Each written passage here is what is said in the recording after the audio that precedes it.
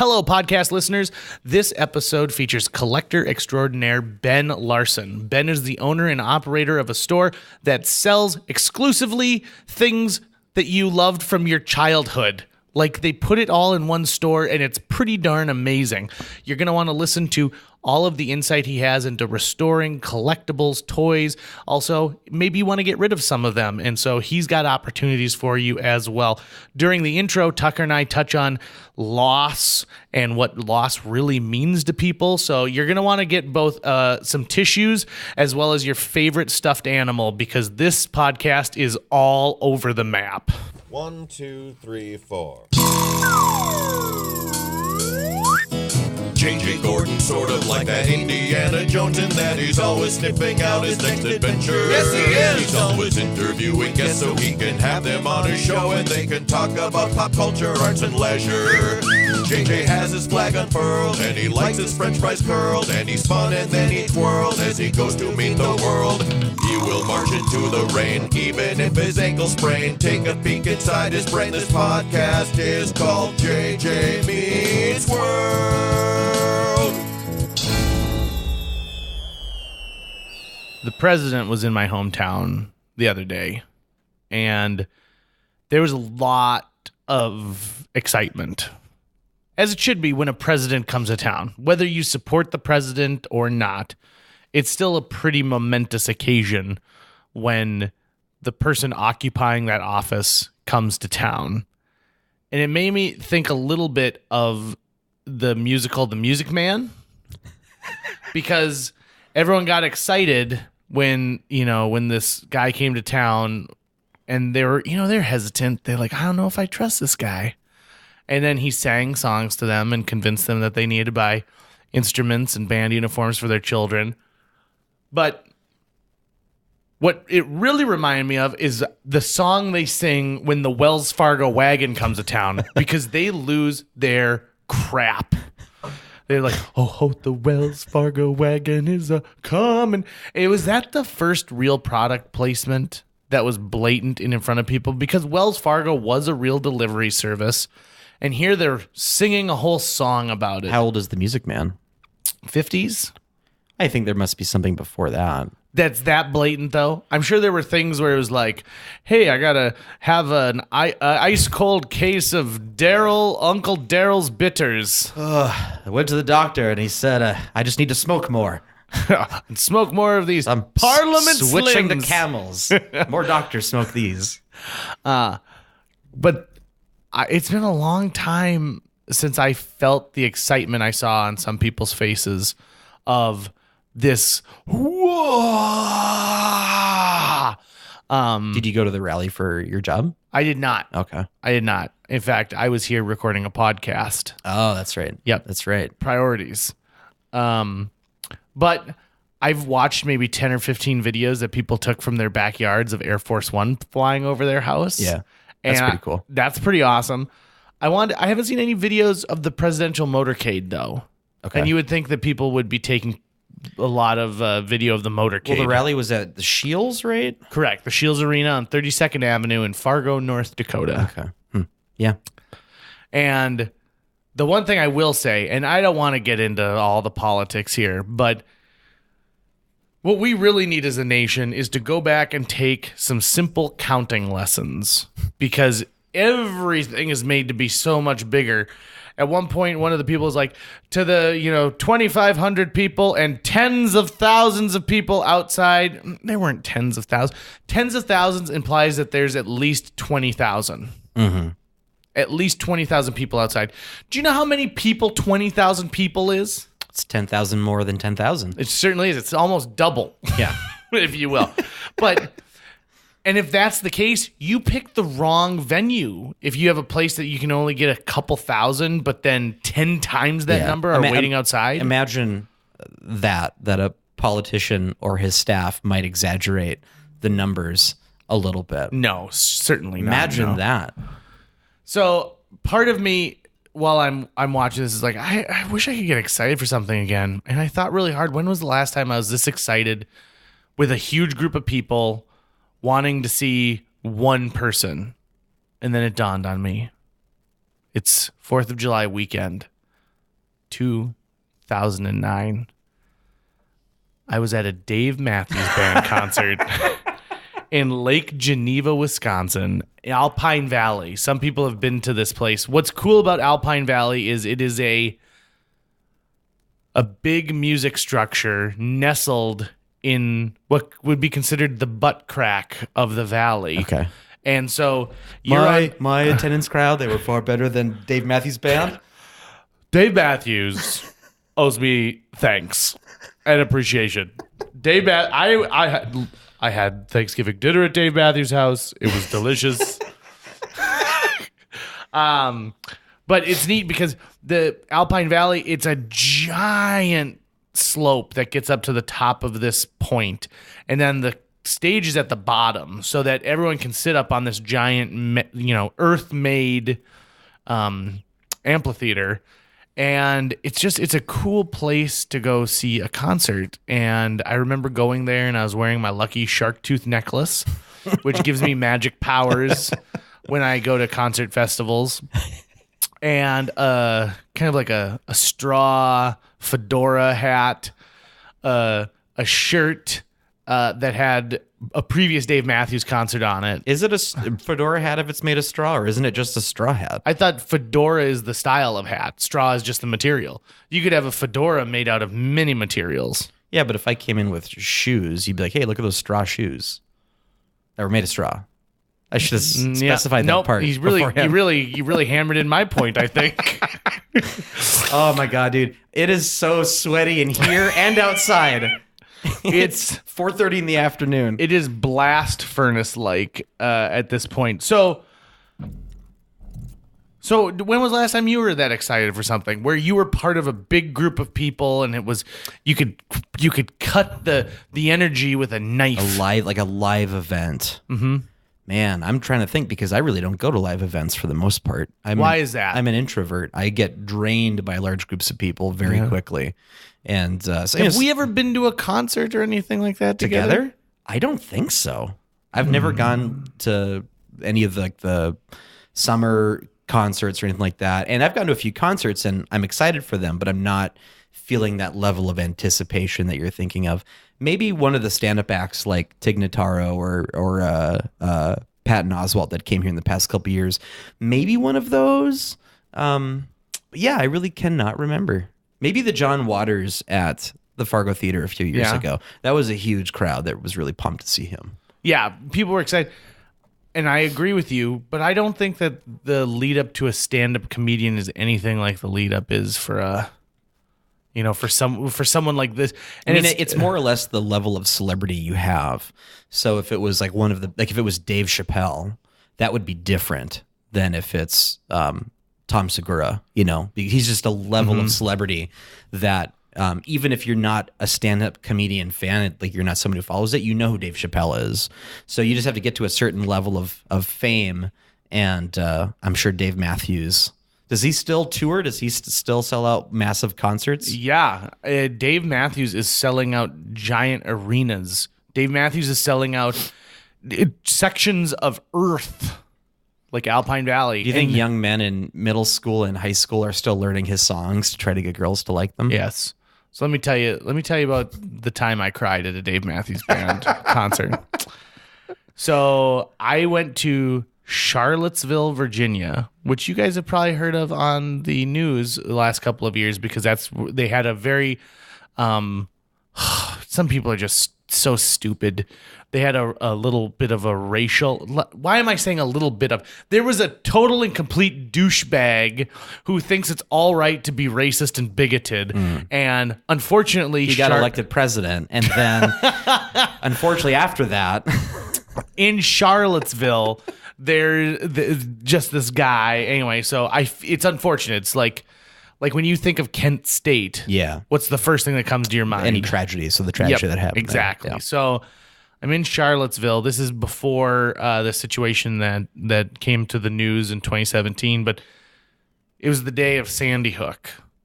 Oh. And I was glued to the TV during the whole day. And Dave was doing, you call him Dave if you're close to him, I am. Yeah. And so Dave was doing 3 nights of shows. He got his start in Charlottesville, and he was a bar back who, in between shifts at the bar, would go up and play at a place called Miller's. So the shows he puts on in Charlottesville are kind of special. Okay. It's like a homecoming show. So we're all glued to the television during Sandy Hook. And that night, halfway through the concert, Dave stops the concert. And he says, I think I just need to acknowledge what happened today. And so he talks about it and he gives his opinion.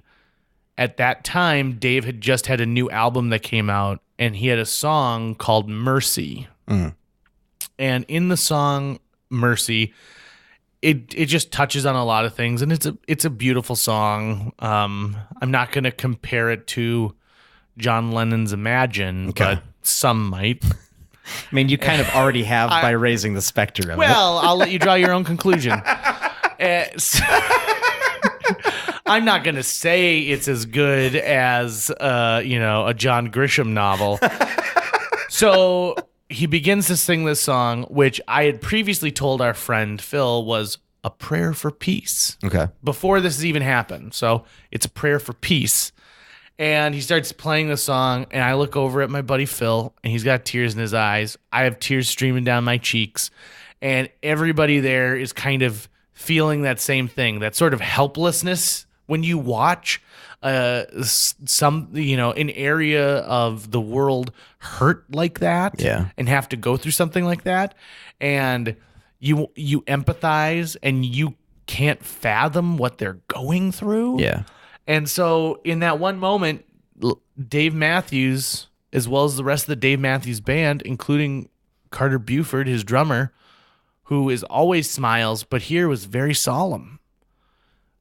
We were a cohesive group, me and the, 12, 15,000 people who were in this arena at the same time.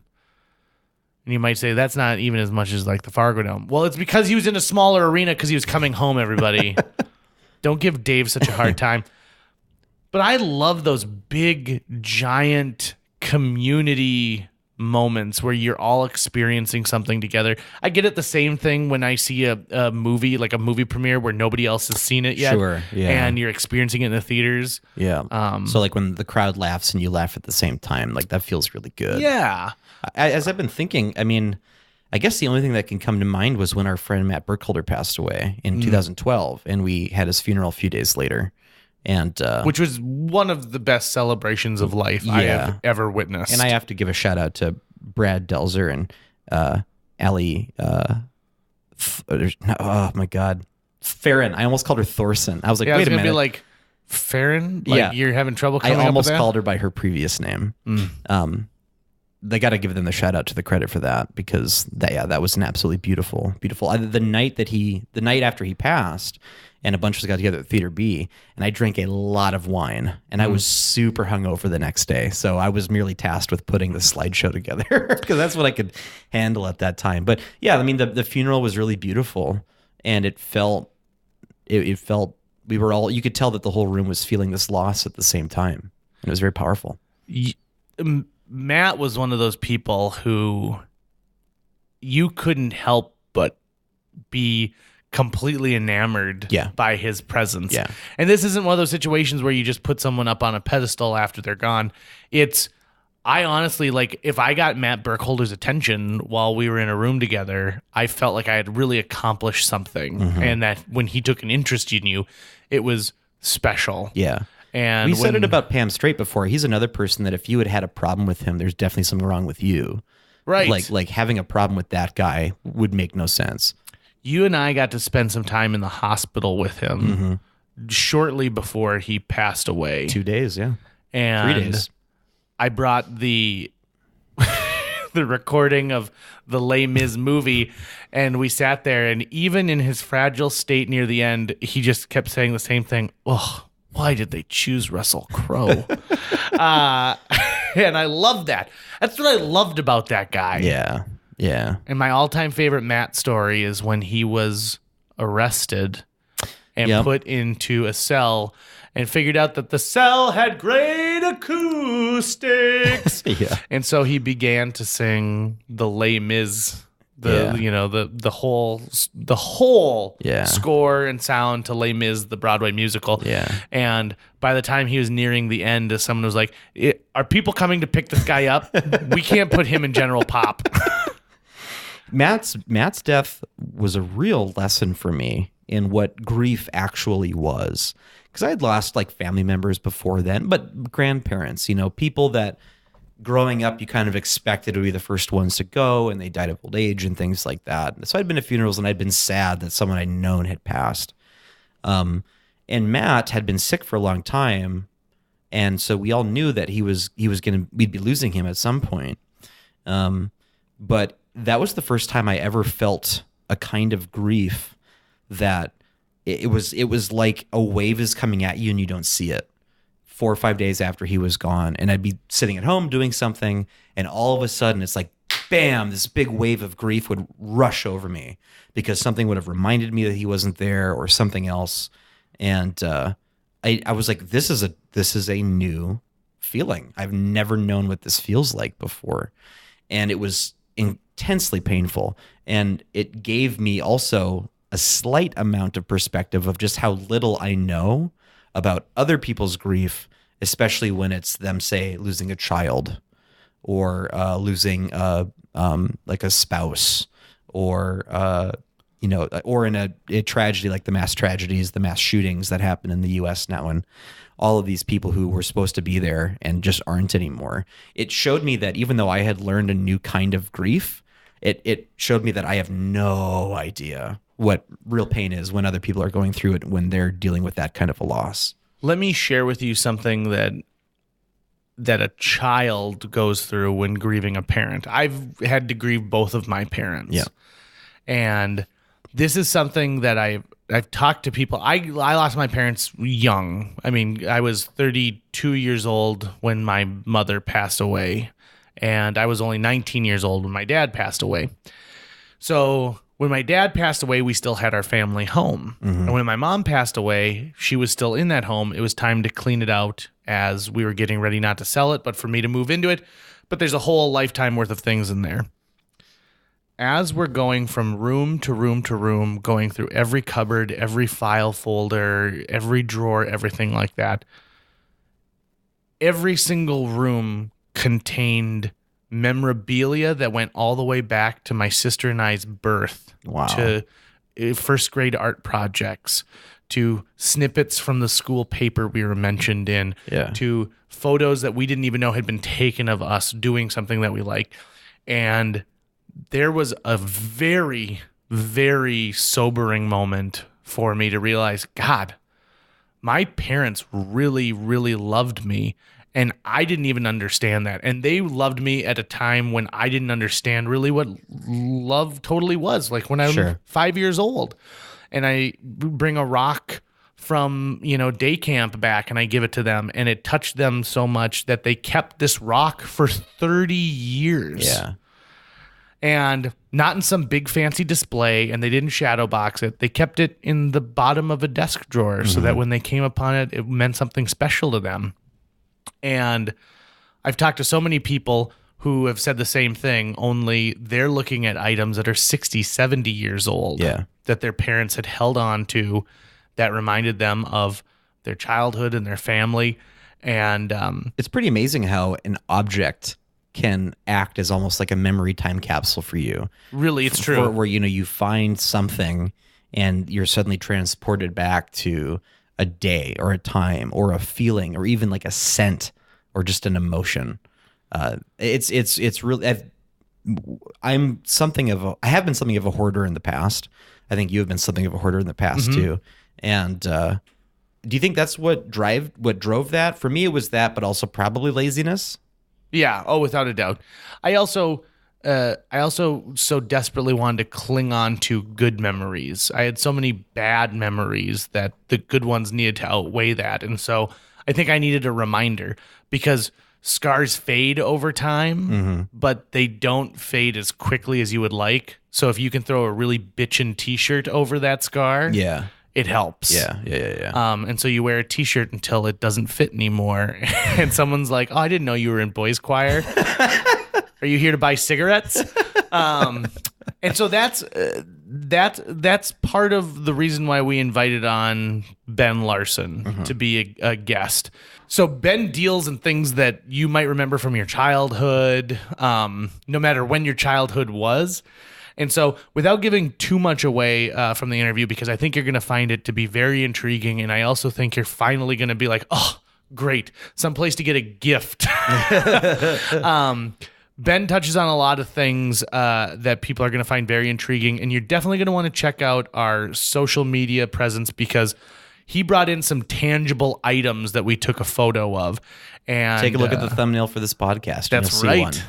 And so you're gonna really dig this. This episode of JJ Meets World features our new best friend and collector extraordinaire, Ben Larson. JJ Meets World. Ben Larson, welcome to JJ Meets World. How's it going, dude? It's going.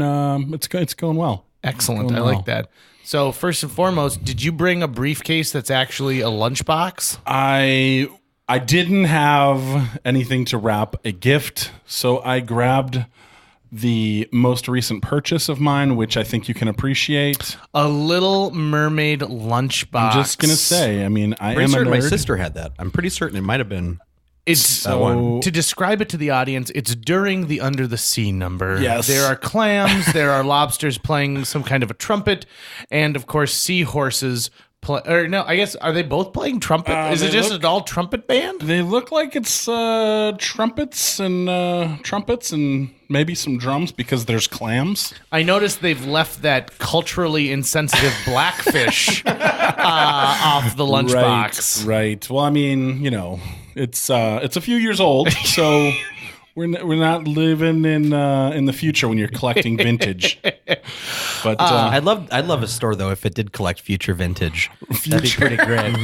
You take like a wild guess on what's going to be Yep. like the next. Yeah. It'd be like, oh yeah, Roombas. Yeah, those are going to be the things people are going to be nostalgic for in 20 years. well, it's funny that you mentioned that because you kind of do have to in the vintage world.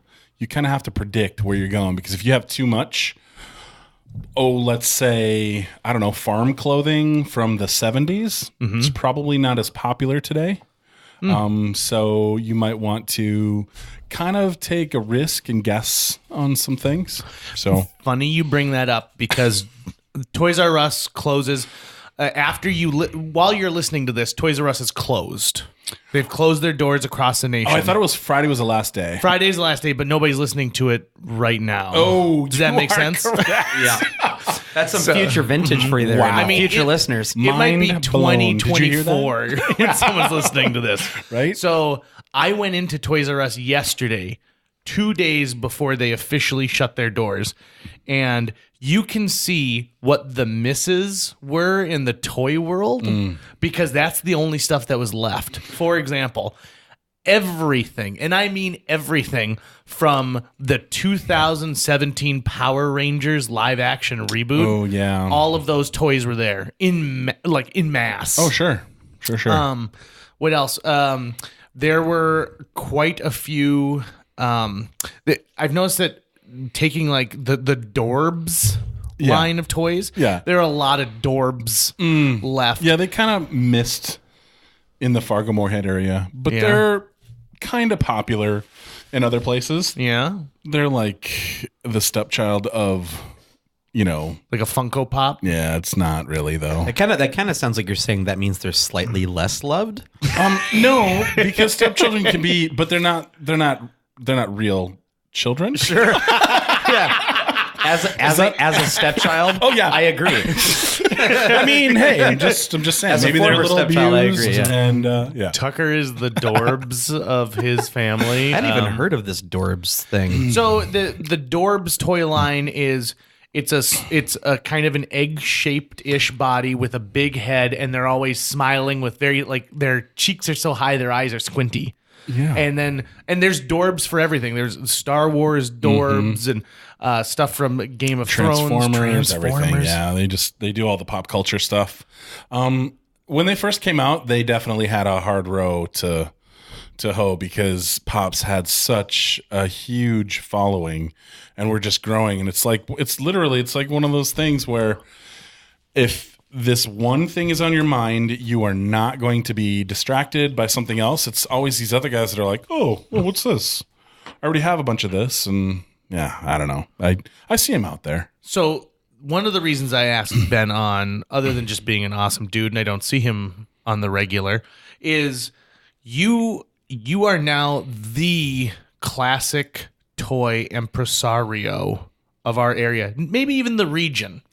You're the guy who's got it down. If you have a question about a classic toy, you go to Ben Larson. If you've got a question about something that's got even the slightest hint of nostalgia, you go to Ben Larson. So much so that I am tertiary,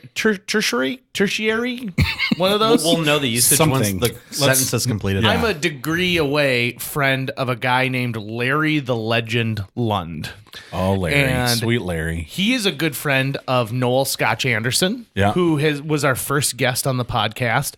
And Scotch has always told me, Larry has got a real gift for going to garage sales and finding stuff. He's got bins and bins and bins of G.I. Joes and of Ghostbusters toys. And recently I saw that he has now committed to the Rebel Toy Box, your business, as a place to get these things back out into the market. So I met Larry about, I don't know, probably 3 years ago. He started buying from me. We kind of became friends because I know that in the collector world, believe it or not, in anything, I think you can be a bit competitive because in comedy or in any sort of art or thing that you take passion in, cars, you kind of think that you're the best. And is that because you derive part of your identity from that thing, basically? I mean, well, I think some of it is that, but someone says I am a singer, therefore I have to be competitive with singers. Well, I think that's some of it, but I also think it's the FOMO of things. It's the fear of missing out. Like I have serious FOMO when it comes to garage sales because I know Larry's out there, and I'm sure he thinks the same way because we've had that conversation. I'll be at one of my regulars in town and I'll be parked in there digging arms deep and Larry will text me, he goes, "Jerk, I just passed by, just passed by the place because I know you're there." But the thing is I'm really trying to build a community because I think what Fargo is lacking is what they have collectors, but nobody knows who they are. I met a guy who works for a very prestigious tractor company in the area and he sells tractors. You look at him, you wouldn't even notice, but you go into his room and it's probably the biggest G.I. Joe collection I've ever seen in my life. Really? And it's every nook and cranny, and it's multiple figures. I walked into another guy who's a Star Wars guy in Fargo. You wouldn't know it. He's got a nice tie. He works at a bank. You wouldn't know it. You walk into his room, you're like, what is this? This is amazing. So when I started doing the shows, I noticed there was a lot of competition from other sellers and collectors because they didn't really want to know. They wanted to know where you got your stuff, but they would never tell you anything. And I think there's something about building a community. And JJ, you know me from before. I'm all about community, Without a doubt. and I want to bring a different sense into the collecting world. So it's not just, hey, I'll find it for you or I'll go out and collect it myself, but hey, let's talk about it. I'm excited that you just got yourself whatever you were, stoked about. And am I a little bummed that I can't make a buck on it? Sure. But, that's not what it's about. It's not about the money. It's about finding the piece. It's about the sport, if you will. Sure. And the hunt. And I really think that that's one of the things that drive people, especially like Larry, is he is a master hunter at this point. You, Ben, are a master hunter. And so there is a little bit of a prize to it when you find something that's rare or when you've cornered the market on, the original real Ghostbusters complete set. Well, I think if I had to compare it to something, imagine being in junior high And I hate it. I don't want to Junior go high. back. no. Can we do something different? Imagine being in junior high and you're 3 friends, right? That's all you got. Maybe 2 or 1 like me. And you discovered something. Let's say you were into music or you were into skateboarding or you were into something, and you discovered something for that first time. And you brought it to your friend, right? And you're like, oh, check this out. I found this band, MXPX or whoever it might be, and they're so cool. You got to check them out. There's some joy that it brings you in sharing about that. And I think that some of that is that, but then there's also this other piece that falls into it, which is the nostalgia, because I'm gonna pull something out of this, Out of your Little Mermaid briefcase? out of my homemade briefcase, and I want to tell me what your thoughts are. Oh, it's the stance. And in the Janine, these are the real Ghostbusters. The Egon from the cartoon Ghostbusters. So I see the Egon, and I immediately think of the voice of the Boogeyman from the Boogeyman episode, which is like, Egon! I see the Janine, and this is the one that drops the jaw a little bit, right? Yep, and her hair pops up. Oh, and then when I see the stance one, I think out of all of these, this one really got the body type of Dan Aykroyd wrong for the time. It perfectly matches the current body of Dan Aykroyd. Definitely. But the previous, and the Ghostbusters logo, it takes me back. I remember playing with these in my sandbox and having my own Ghostbuster adventures. Well, and I'm going to take it one step further. I'm going to go. I remember the the South 123. Oh, great theater. Right? And I remember seeing the original Ghostbusters there. I remember seeing the original Return of the Jedi. So when I find something like this, I relive just a little bit of that history, and I kind of think, and it's like nostalgic for me, and there's something about it. Then there's that other step, which is the collector, which kind of takes over, and you're like, oh, this is pretty cool. By the way, these are a gift for you, because What? yeah, so, Ben, you can be on any time you want. I think this technically makes him a sponsor. well, Yeah. I think you've got. So, I mean, but when I look at these things, that's do you remember this? right. Yeah, I know, Egon, right? I remember that. drops his jaw. I think almost every kid I knew had one of those. That particular one, because Egon was incredibly popular from that show. Yeah, they really didn't get Harold Ramis right. I don't remember him being that blonde. No, not so much. Do you know the history behind the reason why it's called The Real Ghostbusters? I don't. Pretty interesting. So there was another animated television show that was a few years earlier called The Ghostbusters. I did know that. And they have an ape. Like, it was an ape that was one of their team. And so when they wanted to make the Ghostbusters cartoon show, they said, no, there's already a cartoon show. So that's why they're The Real Ghostbusters, which, by the way, The Real Ghostbusters is due for a reboot. Can we agree on that? Yes, completely. And the same people who handled the Turtles, like last 2 iterations or the last version of Scooby-Doo, could do great things with it. Oh, yeah. I think they'd have fun with it for sure. So, okay, so here's some of my questioning for you. Sure. First and foremost, how much research have you done into like do-it-yourself restoration on some of these? So I haven't done a ton of work on that. I've learned by mistake. Mm-hmm. I have read some forums. I've read a few pieces and places, and there are ways that you can do it. But because I'm buying constantly. I bought another lot earlier today, which I think you'd be proud of. It's in my truck right now. It's Transformer G1 Devastator. Yeah. So it's got all the construction vehicles and then a big bucket of G.I. Joes. And so a lot of the G.I. Joes, they break because they have that rubber band, right? Well, one of the things I learned is you can go out to Home Depot and in the plumbing aisle, there is a gasket for a specific piece they sell that's identical to that piece. Really? And then you can buy a certain screwdriver to do that triangle screw that's on the back of the G.I. Joes. You take them apart and you put those pieces back together and you do that. Or I've learned that Goo Gone is not as good as Goof Off. Goof Off is dangerous because it'll remove paint.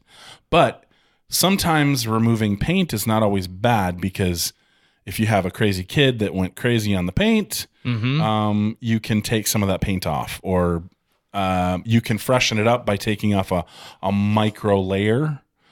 So on cleaning and fixing some of those things, I think there's a lot of great wisdom out there, and you have to be careful because you can break it and make it worse, and then you're out, because let's be honest, it's all plastic. Yep. And plastic it's breaks 30, down. 30, 40 years old plastic at this point. And if their arm breaks, that joint, you can't fix that. You have to find another arm to replace. Or, if you take off too much paint, it's not like Toy Story where you just hire some guy and he repaints it. I was going to ask you, I was like, this whole time, that's what I'm playing over in my mind. Which, by the way, in Toy Story 2 is one of the best sequences when he brings in the toy fixer. Oh, yes. And he's got the little shoe shine for Woody, and he re-glosses up the eyes. Yeah. To me, there is a world now where this is a business for people, is restoring things. I know I've read 2 tragic stories. One about somebody who took their entire collection of Teenage Mutant Ninja Turtles and found them from when they were a kid and wanted to spruce them up, so they put them in their dishwasher. Yep. Oh, and no. it was just hot enough of water to really ruin them. Well, actually, that hurts my heart a little bit. Actually, what happened there is not the heat. The really? heat actually isn't what did it. So what happens is, if you grab those figures, right, and you feel them, they're just a little bit sticky, and it's not because of the goo that's on them. It's because literally the plastic is breaking down. Oh, so really? all plastic outgasses. That's why they say, most people don't follow this, but when you leave your car in the heat for a long time, you should open the door and let it sit for 5 seconds before you get in the car, because your dash is made of plastic. All these other pieces are made of plastic, and as it heats up, it outgasses. And so some figures you'll see where they'll have, Egon is a good example. If you look at his body, how it's white, and then you look at his legs, they're yellow. Yep. There's it's a cream color for the legs, and then a brighter white for the chest right now. And that means that they're made of 2 different plastics from 2 different makers, and the plastic for the legs and the arms are actually breaking down. And so the only way to get back that color is to put together a bleach solution and put together a mesh thing, and you set it over it, set it in the sun, and as the sun heats the bleach water, then it'll bleach the plastic. But the downside to that is it makes the plastic more brittle. So like Nintendos, we all know Nintendo. You have one and you put it away and you're like, okay, great. 20 years later, you come back, you pull it out, and you're like, the bottom is brown. The top is nice and gray. It's because the 2 different plastics, and they're breaking down, and eventually the one on the bottom, the brown one, will crack because it just becomes so brittle because all the gases are leaving. It's actually a rule that people, like, I'm really into retro gaming, old video game consoles, and there's a certain, so the Super Nintendo, they made about 5 or 6 different iterations of it, but with the same looking chassis on the outside. But the very, very first one had like these 3 different processors, and then the one right after that, they were all combined into one processor called the One Chip. And between the previous iteration and the One Chip, they switched the type of plastic they were using, or something with the plastic.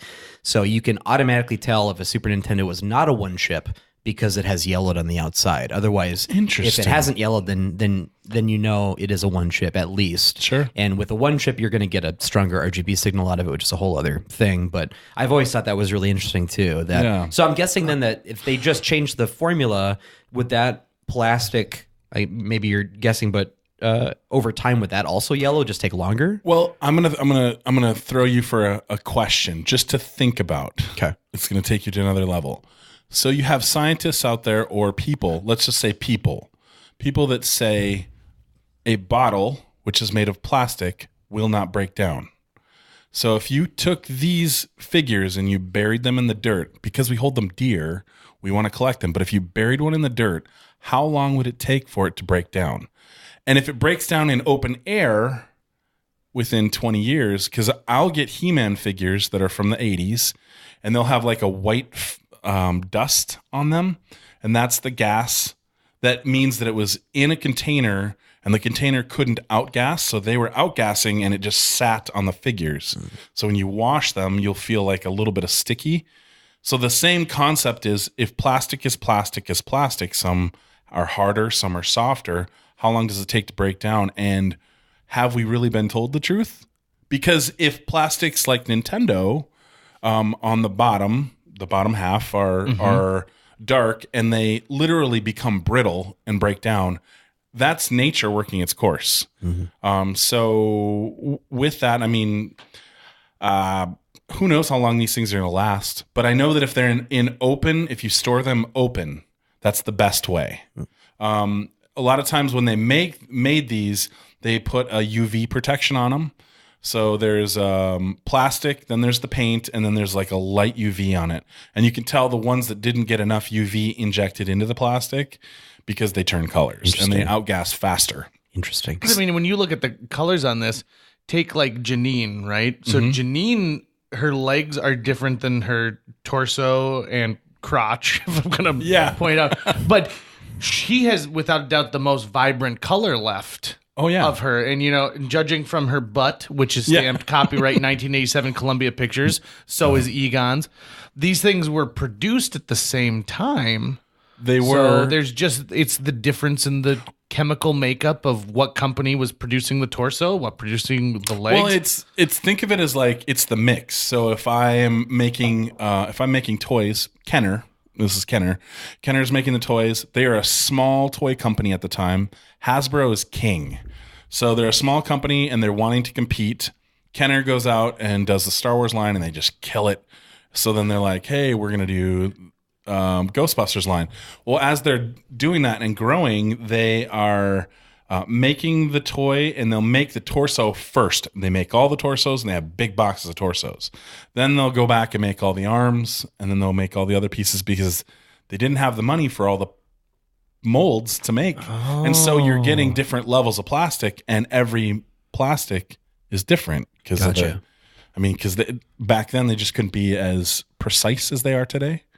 Like, you walk in 10 years ago and 20 years ago to a paint store, and the paints were manual. Like, you had to push manual buttons at Home Depot, and now they just put it in a computer. And so that computer reprints the same thing every time, and that paint will be the same. Right. Versus the difference. You have slight variations from here, there, and everywhere. Yep. So 87, not so much. I know that G.I. Joe did this a lot. I'd like to know if any other toy lines did this. There are a lot of G.I. Joe action figures that they reused the molds but created different character names, so they would just paint them differently. So I had one, and the one that I had, he was called Ice Cream Soldier. And Ice Cream Soldier, he had that name because that way, if Cobra heard that the G.I. Joes were sending Ice Cream Soldier, they'd be like, this is going to be easy. You remember he's got like flamethrowers and rocket launchers and stuff. And they reused the exact same mold but with different paint year after year, and they would just name it something different. Oh, sure. What other toy lines would do that? Well, probably the one that's most famous would be He-Man.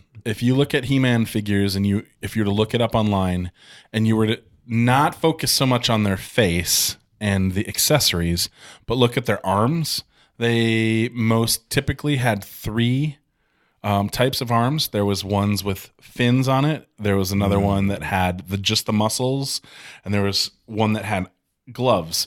Now, there were specific characters that had like a claw or something else, so those were different, but for the most part the legs were the same. They were painted different. Like in He-Man, you can have a Skeletor, but your Skeletor won't be as worth as much as the half shoe Skeletor, which just means that the factory was lazy and only painted the front half of the shoe and didn't paint the back half. So you'll see them, and they'll be like the front is blue as blue can be, and the back is purple or whatever, And so there's little things like that where it'll be the same. Or they do Prince Adam, He-Man, Wonder Bread, He-Man, and a few others that are all within that. So they do make a ton of parts and a ton of pieces, and yeah, it's just that whole story. I don't know if you guys have watched the toys that made us. I love that series. It's on Netflix. If you've never, have you I ever haven't- seen it? No, I haven't They heard of it. they but- do a good job. They do a really good job of kind of breaking it down. I wish they would have spent a little more time on the actual toy makers themselves, because the story for me is about Kenner and Hasbro and how Hasbro has just gobbled up everything. I mean, Hasbro, the difference between a Hasbro Marvel figure and a Toy Biz Marvel figure, the detail, some would disagree. Some would say that the detail is not as good in the Marvel, or sorry, the new Hasbro stuff. Some would say it's better.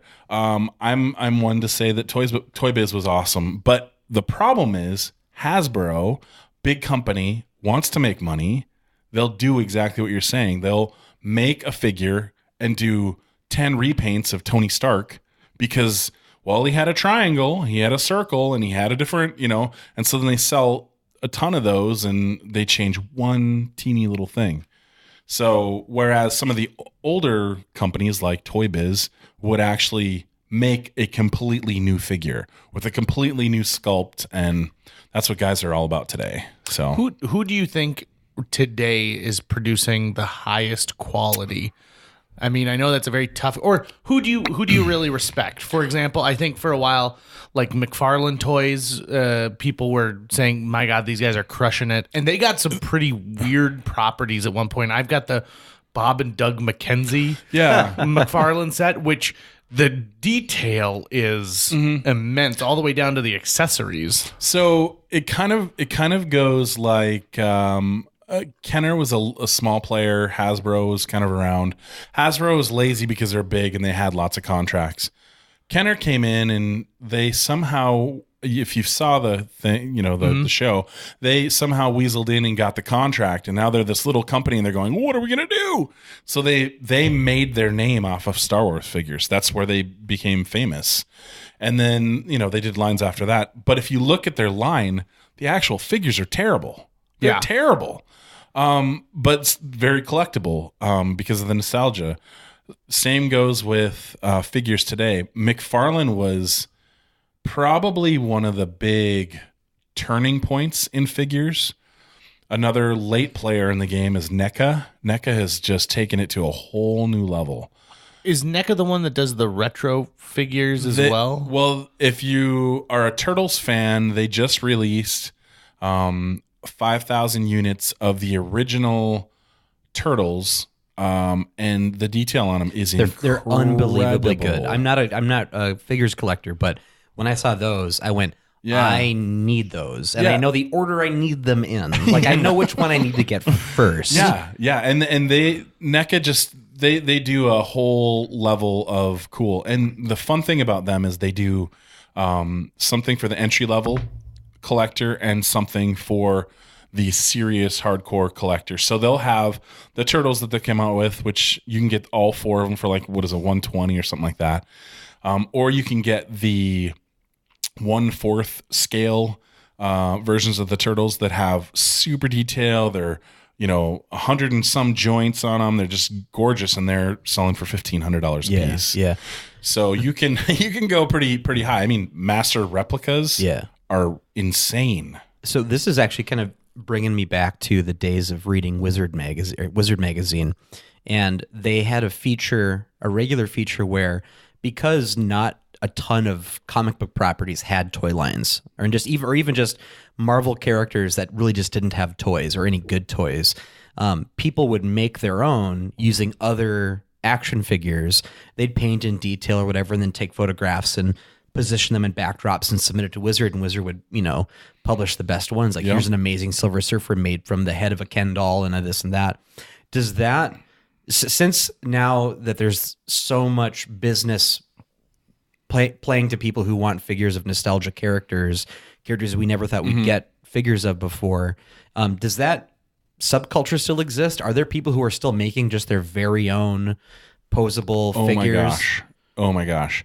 There are people that take it to all new levels. There are photographers that are collectors, and they'll go collect the figures and customize figures that are like Hasbro the Marvel Legends series. They'll take those, customize them, make them more real. They'll even recarve some of the pieces to make them more real. Or they'll buy like 4 versions of Tony Stark, and he'll say this head is the best, these arms are the best, these legs are the best, and Frankenstein it all together to make that picture or to make that piece. Then they'll take them out into live scenarios, like downtown Fargo, find a really cool spot with grass. They'll cut the grass real low. They'll set it up on a sidewalk and take a picture and then post it online. Like there's guys that do that all the time. Wow. There's guys that take figures and they'll buy them and they'll make, for instance, Luke Cage. They'll take him and turn him into Goliath because there is no Goliath figure. And there's all sorts of people that are just super creative. And there's the other guys, and I've started seeing a couple at the cons here in Fargo where they'll build dioramas, and they'll build like custom, 8-inch, perfect for those figures. They'll build an alleyway or they'll build an arcade. They'll build all these things, hand make all of it, just so they can take pictures. Really? Yeah, it's just wild. Well, I have to imagine that with the advent of 3D printing and the fact that you can do a 3D scan of stuff. So you take like the ray here and you pop it in your 3D scanner, you get a good scan of it, and it probably won't, it won't be able to articulate because they can't, unless you scan each piece on its own. Right, correct. In which case, I mean, talk about Frankensteining. You are disassembling the original just to get the next, just like in Short Circuit, you guys. But so good. I think of it like I'm using the next generation transporter. Oh, that's what you. Oh, yes. But someone could turn around and if they desperately really want that, they could print their own copy of it. But it comes down to that hunting aspect. That need to have the original. So there's a difference. Well, you just touched on something that is pretty prevalent right now, and I think it's growing. It's actually a problem in the community, the collecting community, is with the invent of, printers, and then you can have these home units that are creating amazing things. There's a lot of fakes that are starting to pop up, and I don't know if you ever heard of this. There is a test you can do on Star Wars figures with their weapons. Some weapons are worth more than the figures. If you have the figure and the weapon is, it increases the value, but it's all in the weapon. So they have the float test. So they'll take the gun and put it in a shallow pan of water, and if it floats, it's fake. If it sinks, it's real. Okay. Really? Yeah. And then, so what happens is the forgers figure that out, and then they find the right material to put in their printers, and now they're sinking. So then you say, okay, well, what's the next? Now you got to look for the seams, you got to look for the print marks, you got to look for all these pieces. And I haven't gotten that hardcore, and I think I'm pretty safe. It's when you're buying online, like eBay. I know a guy in town who bought a whole bunch of fakes from someone and then broke it up and sold them on eBay as parts. And so I'm a buyer on eBay, and I buy this piece. I never know. I put it in my collection, and for most people, they don't care. They just want to have a complete figure. But for the hardcore figure collectors, they do not. I mean, the value goes down, and maybe if you lick it. Yeah, or something like. Well, there's something like with the flavor on some of them. Believe it or not, actually, that makes sense. Yeah, you could tell how much this one's gassed off a lot. Right. It's like the old timey. You bite the coin to see if it bends, and be like, all right. And to be clear, I want to be clear to the listeners and to you. I am not that person. Like, I love the culture of the hunt, and I love the fact that there are guys out there that have real jobs and are nerdy, and they kind of keep it to themselves, their friends or whatever. And I say more power to you, man. I've been talking with a few guys. I don't know if it's going to happen or not, but I'd really like to start a once a month kind of like hunt find where we get together and just, maybe have some brews or whatever and just talk nerd and have some fun. Bring your find. Like, for instance, I went to a sale and I'm not going to give away too much, but I went to a sale in town and I bought a box. It was a box for these figures that were sold at a store in town here, Star Wars figures. And I thought, hey, this box is really cool. I didn't know anything about it. It was $5. I bought it, and then the lady that was working there convinced me to buy the rest of the Star Wars figures. So I threw the money down. I got home and I did a little research, found out that it's one of the rarest boxes and figures that is out in the market. I mean, it sells for ridiculous money. Is it the box that looks like C-3PO? No. This is a box. Even better? Well, this brings another topic. So there used to be a store called LaBelle's. Do you remember that? Oh yeah, I remember LaBelle's. The old shields on. Yep. Okay, so LaBelle's, you would go in and buy your whatever you wanted. You would take a tag and you would bring it to the person in the front, and they would put it on a conveyor belt and come out and get it. It was awesome. Yeah, right? So as kids, you're going to the movies. You go to Star Wars. You go buy all the figures. And then Empire Strikes Back is coming. Kenner says, we want to make sure that kids are still buying stuff. So they put together a 6-pack. And it's of current figures. And so kids walk in and they go, $20 for this? Why do I want to buy this? I already have them. So then you watch the price drop. And you can see it. You can see the history on the box. It has a LaBelle sticker, and the first one says 20 to 15, and then it goes 15 to 9, 9 to 7, and then somebody bought it. And so this guy had it, saved it. I did the research. It's one of the top 30 most rare pieces. Really? Nice. The box alone sells for $1,500. Whoa! Yeah, and so if you have all the figures and they're all complete, you're looking at like $3,500. So if this lady hears this, she's gonna be like, "Oh, it's gonna be like the Hummels all over again." Yeah, right. I know. But no, I mean, I don't mind, because I think it's one of those things where if you get it in the hands of a collector, where I think I probably would hang on to that for a little bit. You know, Yeah. I mean, it's just a piece that I posted a picture on one of these sites, and every Tom, Dick, and Harry was like, "Hey, man, how much you want for that box? How much? I know you're not selling, but when you do, let me know." Okay. But I literally I bought it for $5. It was set on my desk as a cool conversation piece, and oops. When I was helping my mom clean out her house once, I found what I thought looked like just cheap brownish colored Precious Moments. Yeah. I'm like, ugh, these things are ugly. They're not even as cool as Precious Moments. Yep.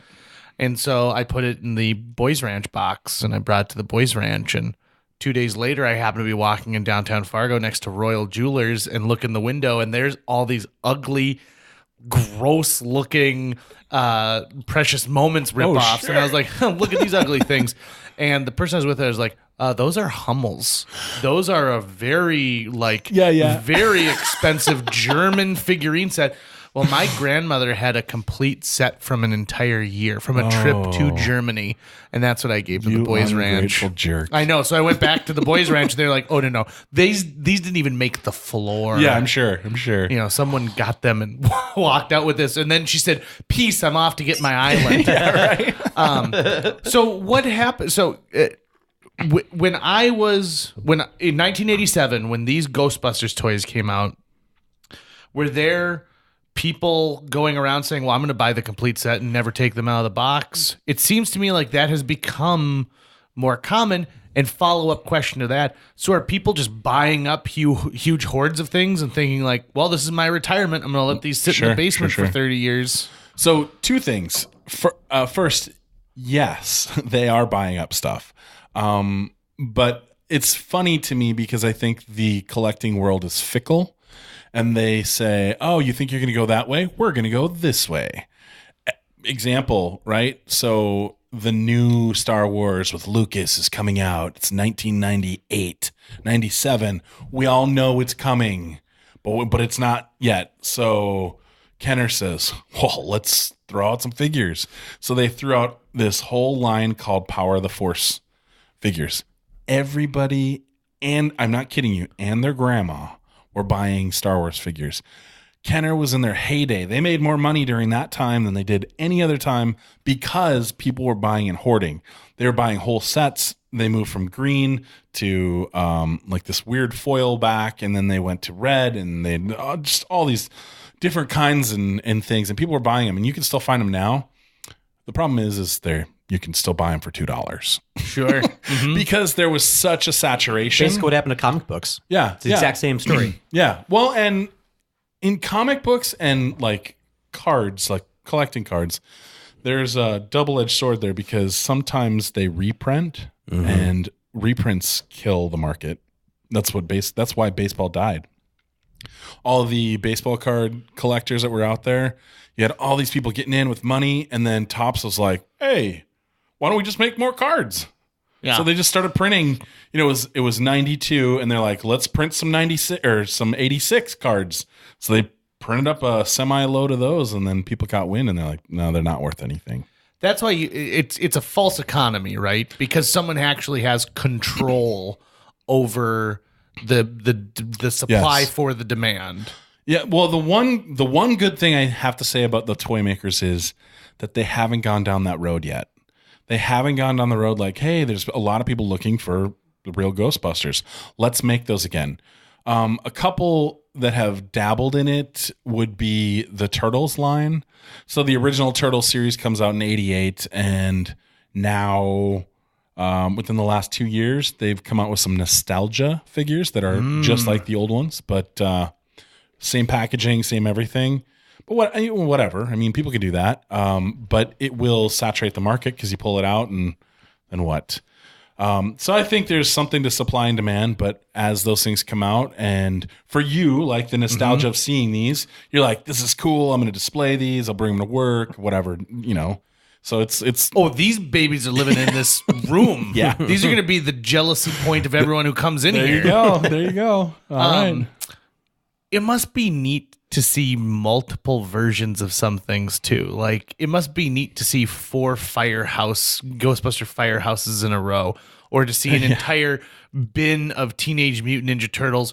Because to me, Turtles are the ones who really jumped the shark. They were like, we're going to put out 25 different versions of Donnie that have no relation to the series, to the movie. At all. Like DJ Donnie. It's Donnie and he's got a turntable. And then there's, medieval Renaissance painter Donnie. And they're like, How that's a about great idea. Dino Donnie sold with a dinosaur? What? He's a caveman? Yeah. But bless him, I bought a lot of that stuff. I was a big fan of the astronaut Raphael. There you go. I'm going to say that much. Yeah. I did like the astronaut Raphael. Troll dolls, I think, were the first thing I remember people giving a value to more than their actual retail value, because people loved. Do you remember when troll dolls hit? Well, Oh, Trolls. yeah. My sister was big into Trolls dolls were time. big. The big G.I. Joes from the 60s and 70s were big. Barbie was big. And Hot Wheels, of course. They're still hot to a degree. What about toy lines that have been discontinued, like Mighty Max, right? Was the pocket size Yep. and Polly Pocket? There's some value there, but limited because the collectors, I've got some. They sit a long time, but somebody comes in and goes, whoa, I got to have it. So I price them right. I don't put them eBay prices. But the one thing that I have to bring up is the things that I've found that I've learned to be the most valuable are the things that when everything was hot was not popular. Interesting. I know that's why collecting is so weird, because if you think about it, like when you were a kid and you're playing with your Star Wars figures, would you rather have a real AT-AT or one made of cardboard? Right? I would rather have the real AT-AT, the big plastic one I can move around. Well, Sears did a special line where they came out with a cardboard version that had a platform on the bottom, and then came with one figure and things like that. And so that it's not super collectible, but for cardboard, it's like $150, And then who kept it? Because it's cardboard. I'm a kid. I'm going to wreck it. But Sears came out with the Cantina. Was it Cantina? I forget what series or what set it was. But they had a Snaggletooth, a red suit Snaggletooth in the movie. He's short. He's wearing red. But he actually was printed from Kenner because they didn't get to see him before the movie. He was printed like he was 6 feet tall, wearing blue with gray. And so he's one of Sears's mistakes that they put out and is a really rare figure. But I'm going to take it one step further. Somebody dropped a grain of salt into one of the molds, and there's a dent. It's called the Snaggletooth Dent Toe. I kid you not. You can look it up. The Snaggletooth Dent Toe. Once you look that up, you're going to say, "Excuse me." I mean, you can find a junk one and they sell for $500. If you find one that's in good shape, you could get $1,000, and if it's in the case, maybe $2,000. Goodness. Is it? I mean, Because it has a dent. it must be hard though. Like once you find something like that, to part with it, to say like, well, it's almost like finding a gold nugget. You're a miner and you found a gold nugget, right? It's great because it's worth a lot of money, but at the same time, like your blood, sweat, and tears went into finding this gold nugget, and so you kind of want to hold on to it for a little bit and sleep with it underneath your pillow. Yeah, well, that is the problem with collecting vintage, because there is a finite number of them. They know what the production numbers, they know how many were put out, and so how many ended up in the landfill, and then how many are in kids' closets still, and then how many other collectors have. So really, is it that rare? It's just the fact that it's seen the light of day. And so if you have one, super cool. But now what happens if I collect all 100? Now what do I do? Great, I have on my shelf. What's next? That's why you see a lot of people, they either stopped collecting, they were kids and they did it and they're not a collector. But I see collectors do this all the time where they'll collect, just go crazy. And then they unload and they'll start another collection. It's the hunt. Have you seen somebody come in with a complete collection of something and say, you know, I'm buying a wedding ring, or I want to put the down payment on a house? I mean, are there people there who hit that mark? Oh, completely. I had a guy, it was probably 6 months ago, that came at me and he said, "Hey, I'm really interested in unloading all the Star Wars stuff. I'm getting married and I'm moving, and it's time." And I said, "Okay, great.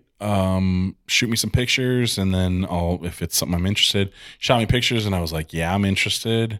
Nice boxes, everything's good."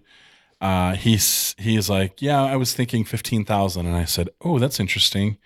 I'm not your Huckleberry for that, because I'm an average Joe." Yeah. I've started a business, but I'm not to that level where I can shell out $15K. Yeah, you're not the collector, okay? No. You're not giving away 10,000 credits for something. No, I am not. And I'm not just in it for the buck, but I mean, like, yeah, I've seen that. I saw another guy who was moving and he had like 400 really collectible pops, and he made an offer to me that was a good offer, and it was, a lot of money, and I have to pass. But there's somebody out there who would say, I would take that in a heartbeat because I can flip it. Well, I don't always like dealing with eBay, Right. So I think there are definitely people that, well, the guy I bought the G.I. Joe stuff from, he just said, "I'm deciding to give up collecting like G.I. Joe and collecting Transformers, and I'm just going to focus on Atari." That's all he's going to collect. And the 52 and the 7800, which is cool stuff. So one of our previous guests, Jackson Spade, has Dirty Jack. Have you seen his Transformers room? Yeah, I've heard stories about Jackson. It's amazing. And he's started upping the value of them by taking you, like, when he met Weird Al, he got Weird Al to sign the Weird Al Transformer that he had.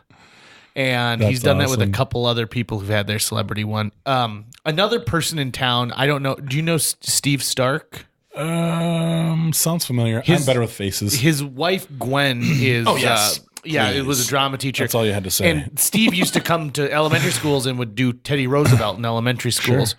Well, I had known Gwen for a few years, and I stopped by her house, and she goes, "Have you ever seen Steve's Batman room?" Oh, no. And interesting. Steve has an immense collection of Batman memorabilia. Huh.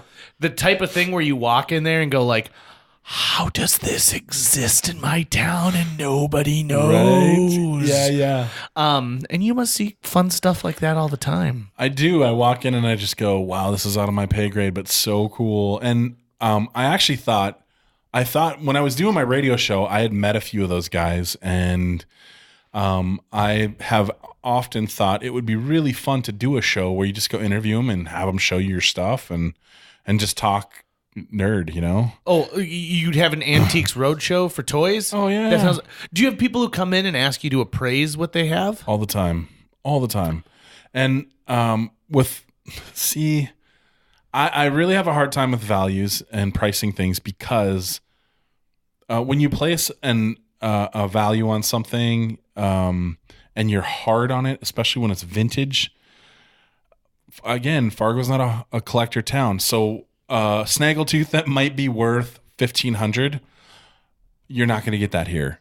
You might, but you're going to have to wait a long time, and you're going to have to get the word out and constantly, and it's not worth it. So I would rather sell it to somebody that would, poop their pants. Yep. You know, be like, oh my gosh, I got this for $500. That's the litmus test I use when I buy anything. Did this make me? Oh, I pooped. Yeah, okay, I'll get it. Yeah. This new couch. Exactly. Yeah, I sold Larry. He actually texted me. He was really funny. He was like, is this what I think it is?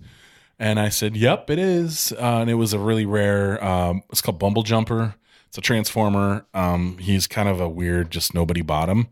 But he's one of the more rare transformers out there, and he bought him for $15, and he's a $100 figure, you know? Huh. So in that case, you'll also win if you know your stuff and you come to me and you dig around, because I don't know everything. My biggest loss to date is Tim, my brother, which you know. Mm-hmm. He and I were kind of doing this in the beginning, and I went and bought a whole bunch of He-Man. And I didn't really know what I was doing.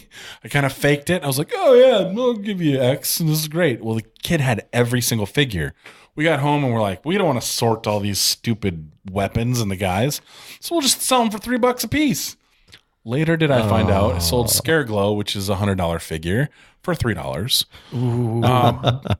There's a whole Mosquitor. There's a whole bunch of guys that I sold, but the one that I sold that I know that I had in there was Wonder Bread. He's kind of a legend. If you watch the show, Toys That Made Us, that thing sells for like $2,000, and I sold it for $3. Do you think that person knew it when they pulled out? And I was like, "What's that smell?" Tim's like, don't worry about it." This guy only had 7 quarters, so I let it go. Well, I could probably tell too, because he's the guy shaking with the $3 in his hand.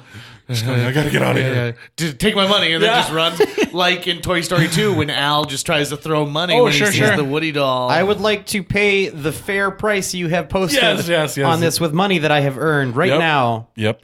I've only had one situation like that where I recognized the value of something at a garage sale, and I immediately broke out in a sweat. And my thought was, okay, they only want $5 for this thing, but I know I can get almost $1,000 for it.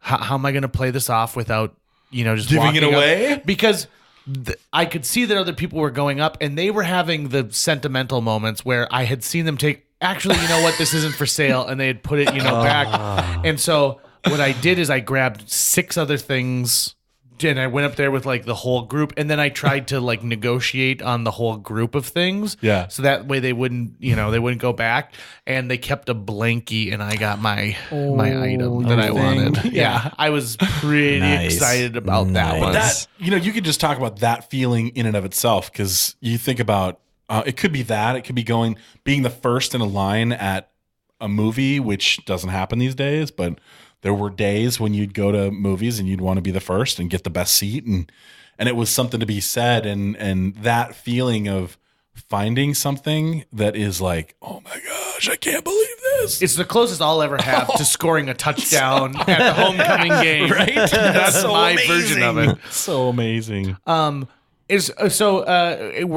wrapping up, but I want to let people find you, because I'm sure that there's a lot of people who say, my parents made me clean out my childhood bedroom last year, and I've got some stuff that might be of interest to people. Yep. And my philosophy is, no matter what, it's not doing anyone any good sitting in a tub in your basement or in your attic. Even if you're not going to make your millions off of it, at least get it back out there to people who might want to take it. Yeah, well, and to kind of piggyback off that, there are people out there that they derive so much joy from that thing that's sitting. I'm a car guy too, so when I drive by that farm and it has that classic car sitting, where the wheels are in the dirt, Yep. and they're not on the dirt, they're in the dirt, and the chassis sitting on the ground, I just go, for what? For what? Just so you can say you own it? Come on. There's somebody out there that would just love it, and they would drive it, they would restore it, and have fun with it. And I get it. I know the nostalgia's hard, but there's something to be said, like taking a picture and passing it on. And you can tell your kids, like, I once had this thing, but I don't really care. And I'm not owned by things. There's an older gentleman, I think his name is Dan Thompson from Grandin, North Dakota, who has an old Model T, and he was at an estate sale, and they were selling all of these boxes of parts, but it was as one giant lot. Yeah. And he goes, well, I mean, they're only asking $200 for this, and it's worth at least $400 out of scrap metal. So he was bidding on it. Another guy starts bidding on it. And before you know it, he goes, gosh, this guy's willing to pay $1,000 for this. This must be something. And the way you received a Model T back in the day, it's not like going to a dealership now where it's assembled. You put your Model T together. Oh. So it's like you bought it through Sears and Roebuck. Sure. They would send you all the pieces once you had everything you put together. So it's a Model T. And I took a picture of this guy, never having met him before, maybe 4 years ago, outside of Prime Cut Meats, where he was walking out with a crate, not a box, a crate, and putting it in the back of his Model T. He was wearing the oldest like pants you've ever seen with suspenders, a plaid shirt, and he had a beard that went down to his belly button. And I thought, oh my God, this guy's prospecting. This guy is digging for gold somewhere. And so I saw him at a work function this last year, and he pulled me over because he wanted to talk to me. He knew my grandfather. And I said, and he told me about his Model T, and I go, is it possible I took this photo of you several years ago? And because I didn't tell him, I didn't go up and ask for the photo. I clicked and took it. Yeah. And he goes, absolutely. And I said, well, so what do you do with it? He goes, I just drive it around. And people love it. You flag me down, and I'll pull it into their driveway, and they'll hop in it, and they'll talk about it. And he goes, it's costly to keep it up and running, and it's harder and harder to find parts. But as long as it runs and as long as I can drive, I'm going to keep driving it around. And I thought, that is the type of person who I want to own a Model T. The fact that you brought your Little Mermaid lunchbox as a briefcase, I'm glad you're the person who has that. The fact that you've built this business not so that you can be that character from Pee-wee's Big Adventure who just wants to have everything Pee-wee. But you've opened up this store, and you bring your store to places like ValleyCon and CoreCon, and gosh, you also go up to the Grand Forks Con. Yep. You're all over the area with a 8-foot long table, allowing people to have access to these things. Like, Ben, that is awesome. Good for you. Well, thank you very much. That is my soapbox. And I have. I don't know if you know this, but I have 2 locations in town too. I've heard. I've got a spot. It's a small spot, hoping to grow it in Moorhead Center Mall it's the farm, the FM Antiques, which is just across from Shields in the Moorhead Center Mall. And then I'm also on 52nd at their sister store, which is called The Farm also. And that is another antique store on, 52nd Avenue and, I don't know, 54th Street or something. I think so. I think I've been there before. Yeah. And I've got a booth there, and there's tons and tons of goodies in there. Do you ever sell on KBID, or do you just buy on KBID? I plead the fifth. So, and if you have a Facebook social media presence? Yep. Just Rebel Toy Box. You can look up the Rebel Toy Box. It's a great name. Yeah. It's a great name. Well, thank you very much. Being that I'm a fan of I'm a Star Wars child. So, although I am Empire. I'm sympathetic to the Empire. No, it's I get it. They have cooler ships. Yeah. Well, they have the coolest ships. Some of the newer stuff is TIE cool. Interceptor. Can I say this? One thing I've always noticed with the Star Wars films, it's not like the general people seem oppressed in the Star Wars universe. Things seem to be all right. And it's not like the Empire is out there saying, only the mighty and powerful are going to eat. It's not like they're making the rest of the galaxy North Korea. The only real hint you get is at the end of Return of the Jedi special edition version, where they show you all the celebrations after the Emperor has been killed. And that's like, oh, okay, I see there are people who are celebrating, throwing off their oppressors. But yeah, you don't really get much time with them before. Well, I wonder, once those oppressors were gone, did the Ewoks wear clothes? Just saying. Good call. Think they were being forced to not wear Yeah, clothing? they were forced to live in the forest and forage. I'm just saying. Well, judging from the animated series, Oh my gosh. which had one of the best just phone it in theme songs ever, which is we're the Ewoks and we live on the planet blah. Yeah. And it's like we run, we jump, we skip and we fight because we're the And it's like, come on. Who was that due on a Monday? And someone was like, oh, Jesus, I went to a bachelor party this weekend. And I totally forgot. I was like, Ewoks. Oh, nothing rhymes with Ewoks. Yeah. For sure. Well, that's also like the holiday special, which don't even waste your time. It's that bad. Yeah. Maybe he had a son who had like a stuttering problem. He's like, hey, Dad, have you finished your song about the Ewoks? And he's like, brilliant. We got it. Wow. Wow. Yeah, right? Just Ben- made fun of stuttering. Yeah, right. Well, no, we're No, saying I made fun of this guy's lack right, of creativity. right. Yes. That he stole from his stuttering son. whose name was Gabriel. Brilliant. Ben, we definitely want to have you back again very, Sure. very soon because did we even bother to get into, we just talked about toys this whole time. That's fine. We didn't even talk about I have your a solid 20 to 22 questions that I would love to ask that will have to be put into another podcast. because we didn't even touch on Dive 95, which was my first ever radio appearance. Yeah.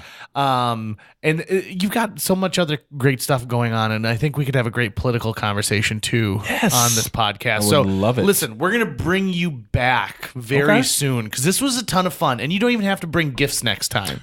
Well, I do because he's missing out. Oh, don't. Yeah, Tucker JJ, doesn't don't cut me matter. out of this. I want to get hooked up. I see who the boss is. I also, I'm a Ninja Turtles guy.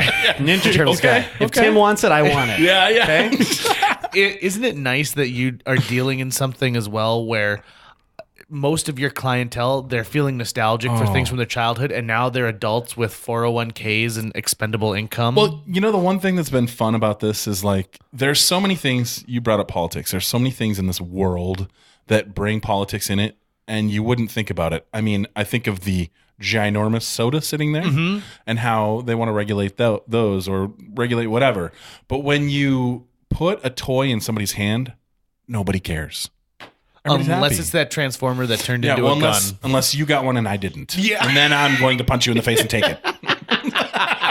I love it. Ben Larson, the Rebel Toy Box. Yep. Find it, visit it. I know people sometimes think, how am I going to get the gift for someone who has everything? You give them a piece of their childhood back, right? Do it. That's awesome. And if I don't have it, I'll find it. Might take me a little bit, but I will find it. Oh, said like a true hunter. I love it. All right. Well, that wraps this one up. Thank you very much. JJ Meets World.